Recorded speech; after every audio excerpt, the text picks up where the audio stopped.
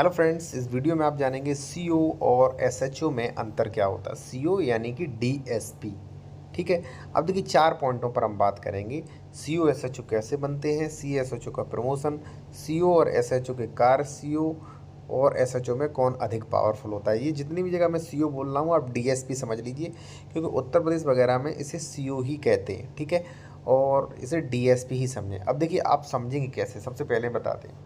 देखिए साथियों, अगर मान लीजिए कोई एसएचओ है तो एसएचओ के कंधे पर 3 स्टार लगे होंगे, 3 स्टार, और लाल और नीले रंग की पट्टी होगी। यहाँ पे डिस्प्ले देख सकते हैं, तो आप समझ जाइए ये एसएचओ हैं। ठीक है।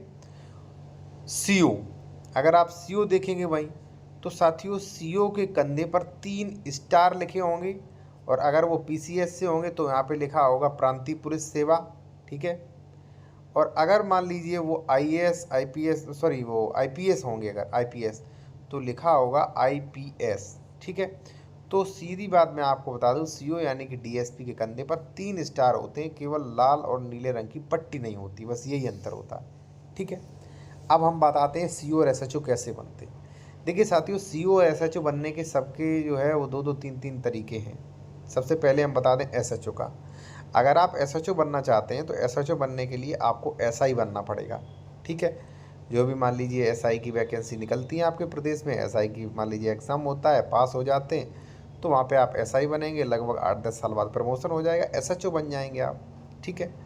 अगर आपको सीओ बनना है तो क्या, आप एसआई से भी सीओ बन सकते हैं, लेकिन उसमें जो है आपकी पूरी ज़िंदगी निकल जाएगी, नौकरी के लास्ट में आप सीओ बन पाएंगे यानी कि डीएसपी। ठीक है। काफ़ी वक्त लगेगा। इसके अलावा एक ऑप्शन और है साथियों, अगर आप स्टेट पीसीएस क्वालिफाई करते हैं, ठीक है, अच्छी रैंक है, तो आप वहाँ पर भी सीओ यानी कि डीएसपी बन सकते हैं डायरेक्ट। और डायरेक्ट डीएसपी बने तो आपका अच्छा खासा प्रमोशन होगा, एएसपी, एसपी, एसएसपी। ठीक है। और यहाँ पे डीआईजी अच्छा होगा, क्योंकि 33% कोटा जो होता है वो पीपीएस प्रांतीय पुलिस सर्विस 33% अधिकारी जो है वो आईपीएस बनाए जाते हैं। कई बार आपने सुना होगा कितने अधिकारी आईपीएस बने। ठीक है। अब साथियों बात आती है कि तीसरा क्या है। तीसरा है साथियों, आप यूपीएससी क्वालिफाई करके भी सीओ बन सकते हैं। ठीक है।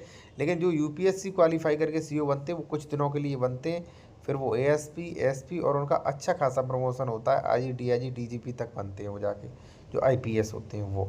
ठीक है। अब साथियों आता है कि सीओ और एसएचओ के कार्य क्या होते हैं। ठीक है। प्रमोशन को थोड़ा मैं बता दूं।